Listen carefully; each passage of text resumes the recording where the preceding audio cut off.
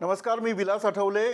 नरेंद्र मोदी सरकारला 3 वर्ष पूर्ण झालेली आहेत आणि निवडणुकांमध्ये नरेंद्र मोदी आणि त्यांच्या पक्षाने भाजपने अच्छे दिन येणार आहेत, अच्छे दिनसाठी आम्हाला निवडून द्या अशा प्रकारचं आश्वासन दिलं होतं. 3 वर्षानंतर अच्छे दिन आलेत का? आणि सगळ्यात महत्त्वाचं, ज्या रेल्वेवर हा भारत देश चालतो, खरं म्हणजे रेल्वेचं जाळं या देशात पसरलेलं आहे आणि त्याच्यामध्ये ट्रान्सपोर्ट होतं, दळणवळण होतं, प्रवासी प्रवास करतात. हा कणा मानला जातो. पाठीचा कणा जसं काम करतो तसं रेल्वे काम करतात. आणि माझ्यासोबत 3 वर्षातला लेखाजोखा मांडण्यासाठी रेल्वे मंत्री सुरेश प्रभूजी आहेत. सुरेश प्रभूजी, आपलं स्वागत. सगळ्यात महत्त्वाचं की 3 वर्षामध्ये आपण जर 3 महत्त्वाची कामं देशाला मिळाली तर काय सांगाल तुम्ही? तेच सांगणं जरा कठीण आहे, कारण 3च सांगायची आहेत म्हणून. कारण सांगण्यासारखी जवळजवळ शेकडो काम आहेत. त्याच्यासाठी मुद्दाम तुम्ही लेखाजोखा म्हटलं, तुम्ही आता व्यवसायाने चार्टर्ड अकाउंटंट, तर लेखाजोखा म्हणजे आधी लिहिलेलं पाहिजे तर तुमचा जोखा मिळेल. म्हणून मुद्दाम मी इथे खरं आणलं होतं, ते तुम्हाला देईन. परंतु रेल्वेला जे अनेक ज्या मूलगामी स्वरूपाच्या ज्या अडचणी आहेत, म्हणजे ह्या की केवळ 16% रेल्वेच्या नेटवर्कवर 60% ट्रॅफिक चालतं. त्यामुळे तिथेच तुम्हाला गुंतवणूक केली पाहिजे. गुंतवणूक आहे तर पैसे पाहिजेत. रेल्वेकडे आतापर्यंत 35,000 कोटीपेक्षा रेल्वेचं बजेट नव्हतं, कारण रेल्वेकडे पैसेच नसायचे. पहिल्यांदाच रेल्वेच्या इतिहासात गेल्या 3 वर्षात 3,75,000 कोटी रुपये रेल्वेसाठी आपण गुंतवणूक करतो आहे. गुंतवणूक करतो हा एक भाग झाला, पण त्यासाठी पैसे आधी निर्माण करावे लागले. ते करण्याचं काम, हे पहिलं मला वाटतं रेल्वेच्या इतिहासात झालेलं पहिलं काम. दुसरं काम, आतापर्यंत जिथे जिथे आवश्यकता होती रेल्वेची, फक्त गेल्या कित्येक दशकांमध्ये 20,000 किलोमीटरपेक्षा थोडं जास्त डबलिंग टिपलिंगचं काम झालं होतं. डबलिंग टिपलिंग जोपर्यंत होत नाही तोपर्यंत तुमच्या गाड्यांचे वेळ जी लागतो, उशीर जो होतो, जास्त गाड्या सोडण्याची जी क्षमता जी कमी झालेली आहे, होणार नाही. तिथे आपण 16,500 किलोमीटर हे गेल्या केवळ 2.5 वर्षामध्ये आपण त्याला मान्यता दिली. दुसरं, एवढ्या वर्षानंतर ही तुम्ही मान्यता दिली आहे. मला सांगा की रिलीफ काय आता यावेळेला? रिलीफ कधी मिळणार आहे? मला वाटतं तुमचं असं म्हणणं असेल की काम आधी केलं पाहिजे आणि मान्यता नंतर दिली पाहिजे होती. योग्य प्रश्न आहे, कारण आधीच काम पूर्ण केलं पाहिजे होतं आणि मान्यता नंतर दिली पाहिजे. नाही, पण त्यासाठी नाही सांगतो, बरं आहे तुमचं. तर त्या दृष्टीनेच आपल्याला कल्पना आहे की रेल्वेच्या आतापर्यंतच्या इतिहासामध्ये दररोज 3-4 किलोमीटर एवढं रेल्वेचं ट्रॅक बनवले जायचे. हे आता आम्ही त्याच्या दुप्पटपेक्षा जास्त एका वर्षात केलेले आहेत. हा रेल्वेचा खर्च जो आहे तो झालेला आहे. आता तुम्ही म्हणत असाल की पण एक 6 महिन्यात का नाही झालं? रेल्वेच्या पूर्वी प्रोजेक्ट मान्य केल्यानंतर टेंडर निघायला 2 वर्ष लागायची. ती काम आता 6 महिन्यात आणलं.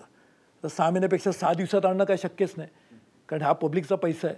त्यासाठी लागणारी प्रोसेस आहे, टेक्निकल गोष्टी आहेत. नुसतं आपल्याला रेल्वेत टाकायची म्हणजे त्यासाठी टेक्निकल डिटेल प्रोजेक्ट रिपोर्ट बनवावा लागतो. डबलिंग करायचं असेल तर तिकडे इंटरलॉकिंग करावं लागतं. ह्या सगळ्या गोष्टी करून देखील, आणि म्हणून मान्यता ज्या दिल्या नसत्या तर कामच झालं नसतं. त्यामुळे 2.5 वर्षात त्याची मान्यता दिली. दुसरं, विद्युतीकरण.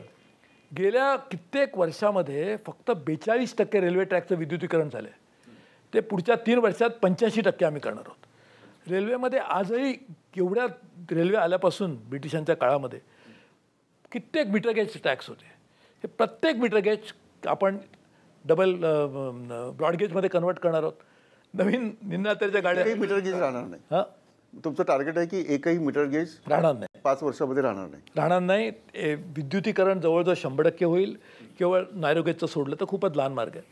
त्यानंतर आपलं स्पीड जी आहे रेल्वेची चालण्याची, त्यामध्ये मुंबई ते दिल्ली, दिल्ली ते कलकत्ता, हे 2 मेन ट्रॅक्स आहे. म्हणजे जिकडे आपल्याकडे जवळ सगळं ट्रॅफिक जातं. त्या दोन्हीमध्ये त्याची स्पीड लिमिट 200 किलोमीटरपर्यंत वाढवण्याची क्षमता निर्माण करण्यासाठी 17,000 कोटी रुपये या रेल्वेच्या बजेटमध्ये टाकून आपण कामाला सुरुवात करतो. त्यामुळे आपल्याला ह्या अशा तऱ्हेने प्रचंड मोठ्या रेल्वे, किंवा रेल्वेमध्ये आणखीन तुम्ही सांगितलं उपलब्ध आहे, पूर्णपणे पारदर्शकता आणली. रेल्वेची संपूर्ण आज एकही रुपयाचं टेंडर रेल्वे मंत्री म्हणून माझ्याकडे येत नाही. ते 3,75,000 कोटी रुपये खर्च करून त्याच्या बाबतीत ज्या ज्या गोष्टी व्हायच्या, पूर्वी अपॉइंटमेंटमध्ये रेल्वेच्या काय गोष्टी व्हायच्या तुम्हाला कल्पना आहे. आज एकही अपॉइंटमेंटची फाईल माझ्याकडे येत नाही. कुठच्या त्याच्या ट्रान्सफर पोस्टिंगमध्ये पूर्णपणे पारदर्शकता आणली. ह्या सगळ्या गोष्टी रेल्वेमध्ये आपण आमूलाग्र बदल करतो आहे. एक म्हणजे तुम्हाला तो digital supply chain completely digitalise केली. म्हणजे ऑर्डर दिल्यापासून ते पेमेंट करेपर्यंत तुमचा डिजिटल व्यवहार असेल. म्हणजे व्यवहार डिजिटल. त्यामध्ये रेल्वेचे 41,000 कोटी रुपये पुढच्या 10 वर्षात वाचवण्यासाठी पहिल्या वर्षीच आपण 4-4.5 हजार कोटी रुपये एनर्जीमध्ये वाचवले. रेल्वेमध्ये आपलं नॉन फेअर रेव्हेन्यू हे कधी हा रेल्वेचा कॉन्सेप्टच नव्हता. पहिल्यांदा नॉन फेअर रेव्हेन्यू डायरेक्टेड तयार केलं आणि पहिल्याच वर्षी 80% वाढ त्या नॉन फेअर रेव्हेन्यूमध्ये केली आणि पुढच्या 10 वर्षामध्ये जवळजवळ 40,000 कोटीपेक्षा जास्त आपण पैसे रेल्वेला नॉन फेअर रेव्हेन्यूमधून आणणार आहोत. या सगळ्या गोष्टी रेल्वेच्या इतिहासात पहिल्यांदाच अनेक गोष्टी किंवा ज्या गोष्टी होत होत्या त्याला अतिशय वेगाने करण्याच्या पद्धत, ज्या गोष्टी होत होत्या त्याला पारदर्शकता करण्याची पद्धत, ज्या गोष्टी होत होत्या त्याला आणखीन गती देण्याची पद्धत, या सगळ्या गोष्टी यामध्ये तुम्ही तुमचा प्रश्न योग्य आहे. 3च सांगायचं असेल तर ह्याला थोडक्यात सांगता येईल. बिलकुल. त्या म्हणजे खूप मोठी चर्चा आहे. रेल्वे चं जाळं जगामध्ये खूप मोठं आहे. एक महत्त्वाचा प्रश्न की रेल्वे बजेट जे आहे ते तुम्ही म्हणजे लॅप्स केलं. आता तुम्हाला पैसे मागावे लागणार आहेत. तर ते कसं ॲडजस्टमेंट करणार तुम्ही? एवढं मोठा सगळा हा पसारा आहे. त्यासाठी तुमचं बजेट जर नसेल तर तुम्हाला केंद्र म्हणजे पैसे मागावेच लागतील. तेच तर तुम्हाला मी सांगतो की यावर्षी गेल्या कॅपिटल एक्सपेंडिचर रेल्वेला 2 तऱ्हेचे, एक तर रेव्हेन्यू एक्सपेंडिचर आहे आणि दुसरं कॅपिटल एक्सपेंडिचर आहे. कॅपिटल एक्सपेंडिचरमध्ये आज रेल्वेला पैशाची कशी आवश्यक असणारे सगळे पैसे आम्ही रेज केले. रेव्हेन्यू एक्सपेंडिचर आहे त्यासाठी आता सेफ्टीसाठी पैसे लागतात. आपले पॅसेंजरचे पैसे खूपच कमी आहेत. फ्रेटमध्ये आपल्याला सतत वाढवल्यामुळे फ्रेट लोक रेल्वेमध्ये यायला तयार नव्हते. त्यामुळे फ्रेटच्या उलट ती सोन्याची अंडं देणारी कोंबडी आपण मारत होतो. तिथे आपण कमी करून तिथून पैसे वाढवतात. म्हणजे या सगळ्या गोष्टीमध्ये बदल करतो. अर्थात आपल्याला रेव्हेन्यू रेल्वेचे जे म्हणजे वेगळं बजेट असल्यामुळे त्याचा फायदा होत नव्हता रेल्वेला. त्याचा फायदा होत नव्हता असंही नाही. पण आजही रेल्वेची ऑटोनॉमी, स्वायत्तता, रेल्वेची काम करण्याची स्वतंत्र काम करण्याची क्षमता ह्याच्यामध्ये कुठेही बदल झालेला नाही. रेल्वेला दरवर्षी जे डिव्हिडंड द्यावा लागायचा फायनान्स मिनिस्ट्रीला तो आता द्यावा लागणार नाही. असे काही बदल चांगले झाले. मी थोडंसं मुंबई आणि महाराष्ट्राकडे येतो. कारण तुम्ही महाराष्ट्रातल्या आहात, मुंबईतल्या आहात. मुंबईच्या लोकलमध्ये तुम्ही प्रवास केलेला आहे. त्यावेळेला गर्दी होती आणि आताही गर्दी आहे.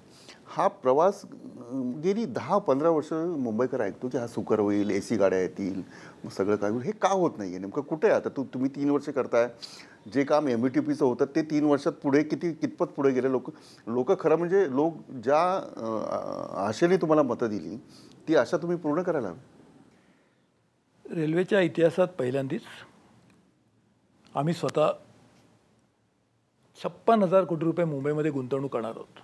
56,000 कोटी रुपये. आता जे एक्झिस्टिंग ट्रॅक आहेत त्याच्यावरती एलिव्हेटेड कॉरिडॉर करून. आता तुम्ही मला सांगा, रेल्वेमध्ये आणखीन गाड्या सोडायच्या असतील तर नवीन ट्रॅक्स पाहिजेत. त्यासाठी MUTP 3, MUTP 4 को नवीन ट्रॅक वाढवतोच आहोत. पण ते केल्यानंतर देखील मागणी वाढते. तर रेल्वेच्या ट्रॅकला बाजूला जमीन मिळणं ही कठीण गोष्ट ती आहेच आहे. आणि म्हणून त्याच्यावर मार्ग काढण्यासाठी रेल्वेच्या वरती एलिव्हेटेड कॉरिडॉर करून आपण रेल्वेचं ट्रॅक चर्चगेट ते विरार आणि पनवेल ते CST यासाठी देखील आपण कामाला आता सुरुवात केली. तरी पैसे रेज करणं, फंडिंग घेणं हे सगळं काम सुरू आहे.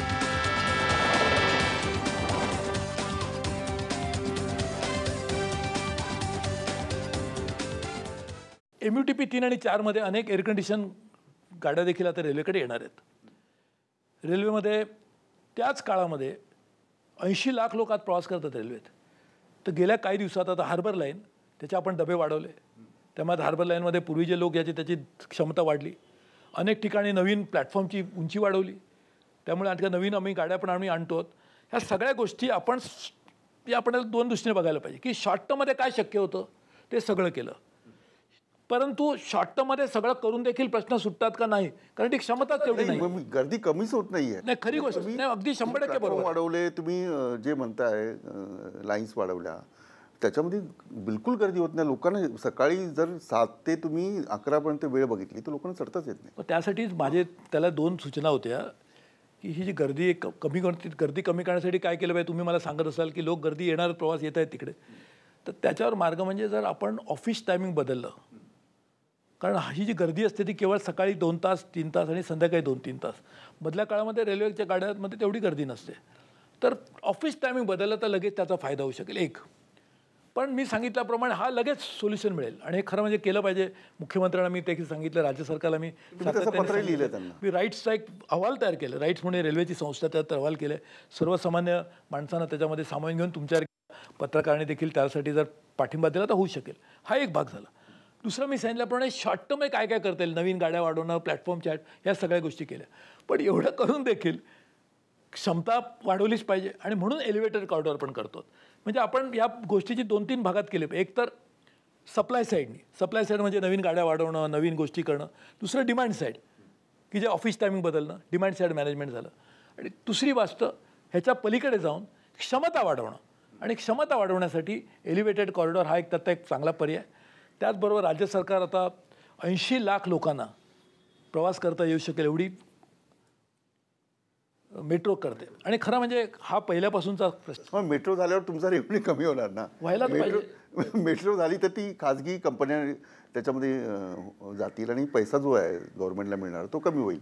तर मेट्रो हा काही रेल्वेला पर्याय होऊ शकत नाही. आपण माणसांच्या दृष्टीने बघतोय ना, मी रेल्वेचा पर्याय नाही. आपण काय म्हणतोय की सर्वसामान्य माणसाला फायदा कसा होईल.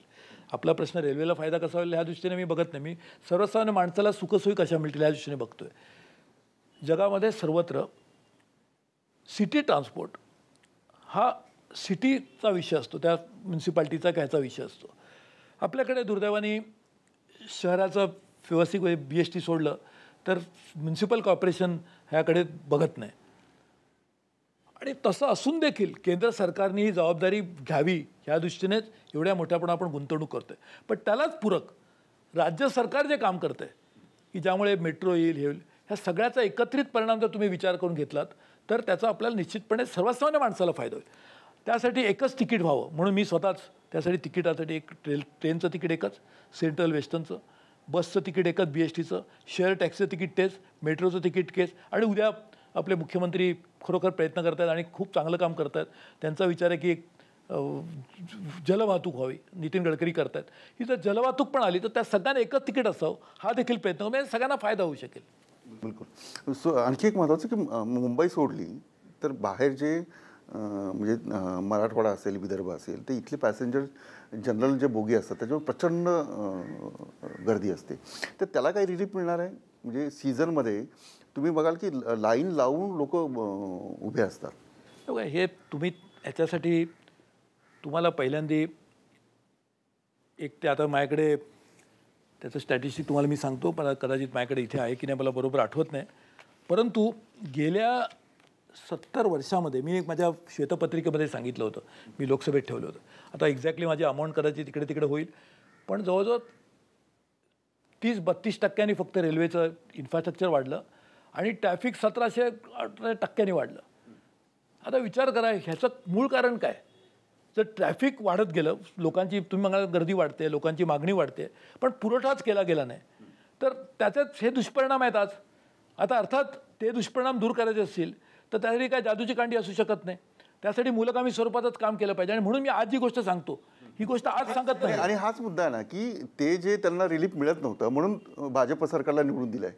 एवढा प्रचंड बहुमताने जे भाजप आलं आहे आणि त्याच्या म्हणून तर तुमच्याकडून अपेक्षा वाढतात. तर हे जे लूपहोल्स काढून आहे ते तर लोकांना आजचे दिन 5 वर्षापर्यंत पाहायला मिळतील. नाही, मला काय वाटतं ते तुम्हाला आपण बऱ्याचदा अतिशय सिम्प्लिस्टिकली गोष्टीचा विचार करतो. 70-80 वर्षामध्ये हे जे तुम्हाला मी स्टॅटिस्टिक्स सांगतो ते आज सांगत नाही, 3 वर्षानंतर सांगत नाही. हे मी माझा व्हाईट पेपर लोकसभेमध्ये सर्वसामान्य माणसाच्या माहितीसाठी ठेवलं होतं.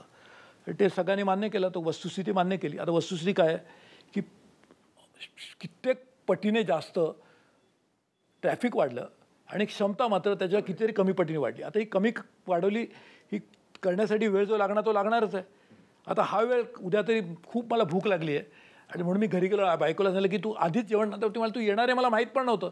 त्यामुळे जर तुझी अपेक्षा जी लोकांची आहे ही अपेक्षा पूर्ण करण्यासाठी आम्ही कटिबद्ध आहोत, त्याच्यापेक्षाही जास्त काम करणार आहोत. परंतु अपेक्षा पूर्ण करण्यासाठी मूलगामी स्वरूपाचं काम जे करण्याची आवश्यकता होती ते जे काम गेले कित्येक वर्ष केलं गेलं नाही ते काम आज आम्ही करायला सुरुवात केली आहे. त्याचे परिणाम दिसतात देखील आहेत. परंतु पूर्णपणे परिणाम दिसण्यासाठी मी माझ्या पहिल्या बजेटमध्ये सांगितलं होतं की तुम्हाला 2020पर्यंत प्रचंड मोठ्या प्रमाणावर हे काम पूर्ण होईल. कारण हे काम करायला वेळ लागतो. बघा किती तुम्हाला डबलिंग, आता तुम्ही मला सांगा डबलिंग टिपलिंगचं काम करायचं तर बाजूला दुसरी गाडी चालूच आहे. आता ती गाडी चालू असताना दुसऱ्या बाजूला काम करणं, आपल्याकडे रस्त्याचं काम चालतो, रस्ते बंद आपण करतो. आम्ही ट्रेन बंद करू शकतो का?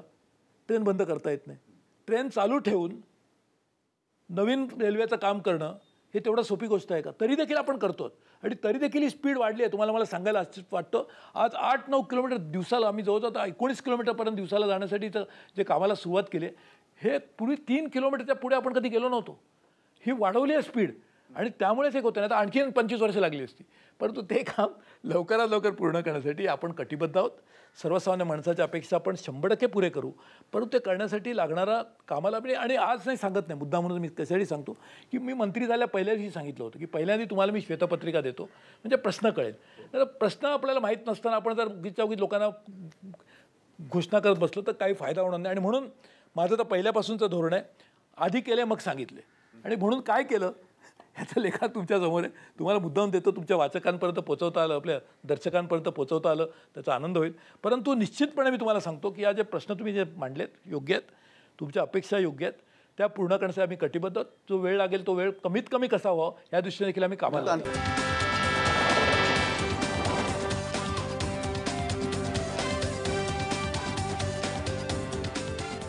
एक महत्त्वाचं की सुरेश प्रभू ट्विटरवर उत्तर देतात, म्हणजे खूप चांगले. म्हणजे एखाद्या पॅसेंजरला जर रिलीफ मिळालं, तातडीने मिळालं तर त्याचं कौतुक होतं.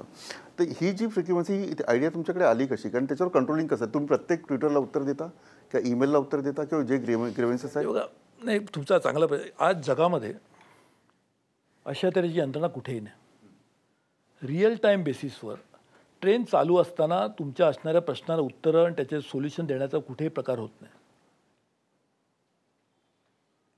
ट्विटर असो, फेसबुक असो, इतर सोशल मीडियाचं माध्यम असो, पत्र असो, तुमचं ईमेल असो, तुमचे फोन कॉल असो, SMS असो, हे सगळ्याचं एक डॉकेट तयार करतो. प्रत्येक केल्या डॉकेटचं जोपर्यंत पूर्ण होत नाही तोपर्यंत आपण त्याची कारवाई करतो. मी मंत्री झाल्यानंतर मी स्वतः करत होतो. सगळ्या DRMना, जनरल मॅनेजरना सांगितलं की तुमचं पण हँडल असलं पाहिजे अशा तऱ्हेचं, आणि तुम्ही काय काय उत्तर देता ते आम्हाला कळली पाहिजेत. आज त्याचं एक नवीन आपण ॲप तयार करतो आहे की आता काय निर्णयाने लोकांना तक्रार करावी लागते. आता एकाच ॲपवर तुमच्या रेल्वेच्या बद्दलचे सगळे प्रश्न तुम्हाला एका ॲपवर होतील. हे लवकरच लॉन्च करू. ह्याच्या व्यतिरिक्त मी मंत्री झाल्यानंतर ते सगळं चालू केलं. रोज 2.5 लाख लोकांना आपण फोन करतो, जे प्रवासात चालू आहे त्यांचा प्रवास, की काय तुमच्या काय अडचण आहे तुम्ही सांगा. 2.5 लाख लोकांना रोज फोन करतो. कोण करतात ते आपलं सेंट्रलाइज आपण एक यंत्रणा निर्माण मी नाही स्वतः यंत्रणा निर्माण केली. आणि बरेच लोक फोन घेत नाहीत कारण ते इंटरनेट बेस्ड कॉल असतात ना, त्या लोकांना नंबर येत नाही. तर लोकांना वाटतं कोणी केलं, कोणी दुबईहून केलं आणि कोणी घेत नाही. परंतु जे आता हळू ती संख्या वाढते तरी 1.5 लाख लोक ते कॉल घेतात. त्यांचा आलेला प्रत्येक फीडबॅकवर आपण ॲक्शन घेतो. त्याच्या व्यतिरिक्त स्वच्छता हा एक लोकांचा मोठा प्रश्न आहे. तर क्लीन माय कोच म्हणून एक सर्व्हिस चालू केली. ती पूर्वी नव्हती. आज तुमच्या गाडीमध्ये तुम्हाला जर अडचण आली तर तुम्ही नुसता SMS करायचा. प्लेन चालू आहे, तुम्ही SMS केलात, 15-20 मिनिटामध्ये तो माणूस येऊन तुम्हाला विचारतो काय तुमची अडचण आहे. जोपर्यंत तो तुमचा परत तुम्ही तक्रार केली असेल तर तुम्ही परत माझा प्रश्न सुटला आहे, तुम्ही समाधानकारक सुटला असं सांगत नाही तोपर्यंत तो डॉकेट क्लोज होत नाही. ही अशी एक यंत्रणा निर्माण केली, जगातली पहिली यंत्रणा आहे. तुम्हाला पण आपला अभिमान वाटला पाहिजे का मराठी माणसानेच करू शकला. परंतु याचं कारणही हेच की मराठी माणसाला जास्त तळमळ असते. मराठी माणसाला इतरांच्याबद्दल उद्योग म्हणजे वर्कोलिक असतो. आपण काम करत राहतो आणि आपण इतरांसाठी नेहमीच काम करतो. त्यामुळे हे आपण पण हे सगळं करत असताना सुरक्षा खूप महत्त्वाची. म्हणजे मध्यंतरी खूप अपघात वगैरे झाले. ते सुरक्षा कसं की प्रवास करताना लवकर तर जायचं आहे पण तशी तुम्हाला सुरक्षाही दिली पाहिजे. तर सुरक्षेच्या दृष्टीने काय आहे? म्हणजे जो 1 लाख कोटी रुपयाचा आपण सुरक्षा निधी तयार केला आहे. सुरक्षेचे 2 बिंदू आहेत. एक तर ट्रॅक. तर ट्रॅकचा मेंटेनन्स मी मंत्री झालो तेव्हा खूप बॅकलॉग होता. गेल्या वर्षी 6,000 कोटी, यावर्षी 10,000 कोटी रुपयाची फक्त ट्रॅक मेंटेनन्ससाठी तरतूद केली आहे. देशाच्या याच्यात कधी झाली नव्हती. त्यामुळे ट्रॅक मेंटेन केले जातील. त्याचबरोबर ट्रॅकचं क्रॅक असेल तरी कळण्यासाठी एक नवीन मशीन आपण आणलेलं आहे, क्रॅक डिटेक्शन मशीन. ते आता लवकरच रेल्वेच्या याच्यात वापरलं जाईल. वेल्डिंगमध्ये देखील कशा तऱ्हेची यंत्रणा असेल त्याच्यावर देखील कामाला सुरुवात केलं. आपले जे कोचीस आहेत 80-90% जास्त कोचीस, 40,000 जवळजवळ कोचीस, हे आजही दुर्दैवाने हे अपघात झाला तर ते अँटी क्लाइम्बिंग फीचर नसलेले कोचीस आहेत, ज्याला आपण नॉन LHB कोचीस म्हणतो. हे सगळेच्या सगळे नॉन LHB कोचीसचं मॅन्युफॅक्चरिंग बजेट मी म्हटलं तर मी आज सांगितलेल्या गोष्टी नाहीत, त्याचं मॅन्युफॅक्चरिंग बंद केलं. आणि सगळेच्या सगळे पुढच्या 5 वर्षामध्ये 40,000 कोचीसना जगात एवढ्या मोठ्या प्रमाणावर एकाच वेळेला रिटोफिटिंग झालेलं नाही आहे. हे आपण 5 वर्षात पूर्ण करतो आहोत आणि त्याला जोडूनच करतोच आहोत बाहेरचं रिटोफिटिंग सेफ्टीच्या दृष्टीने. तर आतलं देखील इंटेरियर देखील आपण बदलण्यासाठी कामाला आपण सुरुवात करणार आहोत. हे देखील काम लवकर होईल. आणि हा तुमचा प्रश्न अतिशय योग्य आहे की सुरक्षितता प्रवाशांची, महिलांची, खास करून आता महिलांसाठी आम्ही निर्णय हेल्पलाईन केले आहेत. वेस्टर्न रेल्वेने तर आणखीन एक चांगली हेल्पलाईन केली आहे, कॉलबॅक करता येतं की तुम्ही सांगितल्यानंतर काय झालं ते कळू शकतं. तर अशा दृष्टीने देखील आपण एक निर्णयाने काम करतो. एकूण शेवटचा प्रश्न तुम्हाला विचारतो की मुंबईसाठी तुम्ही AC लोकल AC जी म्हटली होती ती पडून आहेत, 1-1.5 वर्ष तशीच पडून आहेत. ना वेस्टर्न रेल्वे यूज करते ना सेंट्रल रेल्वे यूज करते. तर फक्त ACचं तुम्ही आश्वासन दिलं, ती मात्र तशी काय अडचण आहे म्हणजे एक तर पहिले बघा, एक दुर्दैवाने जे AC कोचेस बनवले गेले त्याच्यामध्ये ते आश्वासन मी दिलंच नव्हतं त्या आधी येणार म्हणून, पण मी आल्यानंतर त्याची पाहणी केली. त्याचं ते डिझाईन होतं त्याच्यामध्ये आणि इकडच्या रेल्वेच्या असणाऱ्या ब्रिजेसमध्ये अडचण होती. पण आता तो आपण अडचण पूर्णपणे केलेली आहे. नवीन जे कोचेस येतील त्याच्यामध्ये नसेल आणि हे सगळ्या कोचेस आता लवकरात लवकर आपण अंमलात आणू. आणि निश्चितपणे मुंबईकरांना, कारण मी स्वतः मुंबईकर आहे, माझा जन्म मुंबईत गेला, मी रेल्वेने प्रवास तुम्ही रेल्वेने प्रवास केला, सतत केलो. एकदा तर मी पडणारे होतो रेल्वे, त्यावेळेला कधी किती कमी होती 25-30 वर्षापूर्वी, आणि मी नेहमी जातो रेल्वे. आता देखील मी रेल्वेने बऱ्याच जमेल त्या प्रवास. आणि आज तुम्हाला मी सांगतो की अत्यंत वाईट परिस्थिती आहे. प्रश्नच नाही. म्हणजे तुमची इमेज पाहता मुंबईकरांना खूप मोठी अपेक्षा आहे की सुरेश प्रभू काहीतरी करून दाखवू. त्यासाठीच करतोय ना. पण तुम्ही हेच सांगा मला की मी हे करण्यासाठी जर आपण इन्फ्रास्ट्रक्चर वाढवलं नाही, आणखीन तुम्हाला दुसरी गोष्ट झाली ती जर तुम्ही केलीत, ऑफिस टायमिंग जर बदललं गेलं, हे म्हणजे सरकार तुमचंच आहे ना. मी तुम्ही मला वाटतं पत्रही लिहिलं प्रयत्न करते, पण सांगण्याचा उद्देश असा. आणि ते तर म्हणजे हे तर पत्रकारांनी अनेक वेळा सजेस्ट केलं मुख्यमंत्र्यांना की तुम्ही ऑफिसावर जर बदलला तो मंत्रालयाचा लोड कॉर्पोरेटर. मुख्यमंत्री देखील त्या दिशेने प्रयत्न करतायत, आम्ही एकत्र करू. पण सांगण्याचा उद्देश असा की इन्फ्रास्ट्रक्चर वाढवण्याची जी गरज आहे मुंबईची, त्यासाठी एवढ्या प्रमाणात आतापर्यंत कधीच गुंतवणूक करायचं ठरलं नव्हतं, आपण करतो. आणि निश्चितपणे मलाही त्या गोष्टीचा वाईट वाटतं की मुंबईचे पुराणा जो त्रास सहन करावा लागतो तो पूर्णपणे आपण करण्यासाठी पूर्णपणे काम करतो. शेवटचा प्रश्न, तुम्ही शिवसेनेत होता, शिवसेनेवर तुमचं प्रेम होतं.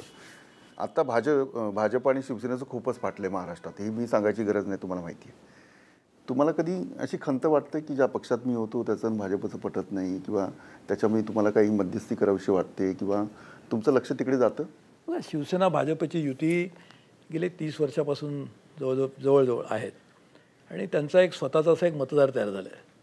म्हणजे युतीचा म्हणून एक मतदार आहे. तर तो निश्चितपणे त्या मतदाराची याची इच्छा आहे की ही युती कायम राहावी. महाराष्ट्राला गेले कित्येक दशकांपासून ज्या चांगल्या राज्याची अपेक्षा आहे ते राज्याला मिळावं, आणि सुदैवाने एक चांगले मुख्यमंत्री महाराष्ट्राला मिळालेत. मला खरोखरच आपल्या सगळ्यांना सौभाग्य की एवढा प्रचंड चांगल्या तऱ्हेने काम करणारा, महाराष्ट्राची पुढची गरज लक्षात घेऊन आज कामाला सुरुवात करणारा मुख्यमंत्री महाराष्ट्र राज्याला लाभला आहे. मला वाटतं निश्चितपणे सगळेजण एकत्र येऊन हा विचार करतील की राज्याच्या हिताच्या दृष्टीने, राज्याच्या सर्वसामान्य माणसाच्या असणाऱ्या अपेक्षा पूर्ण करण्यासाठी आणि युतीचा म्हणून जो मतदार निर्माण झाला आहे त्याच्या मनामध्ये असणारी भावना लक्षात घेऊन आम्ही महाराष्ट्र राज्याला चांगलं राज्य देऊ शकू, अशी म्हणजे निश्चितपणे युती टिकावी असं तुमचं मत आहे? मी तर म्हणतो की महाराष्ट्र राज्याला युतीच्यासाठीच सर्वसामान्य एवढी 30 वर्ष चालूच आहे. सुरेशजी, आपलं खूप खूप आभार. सुरेश प्रभू यांनी 3 वर्षापासून म्हणजे सुरेश प्रभूंना नरेंद्र मोदींनी बोलवून घेतलं आणि मंत्री केलं, आणि खास करून ते मुंबईतले आहेत, महाराष्ट्रातले आहेत, आणि खूप मोठ्या अपेक्षा प्रभू यांच्याकडून आहेत. ही मुलाखत मी इथेच थांबवतो. आपण पाहता जय महाराष्ट्र.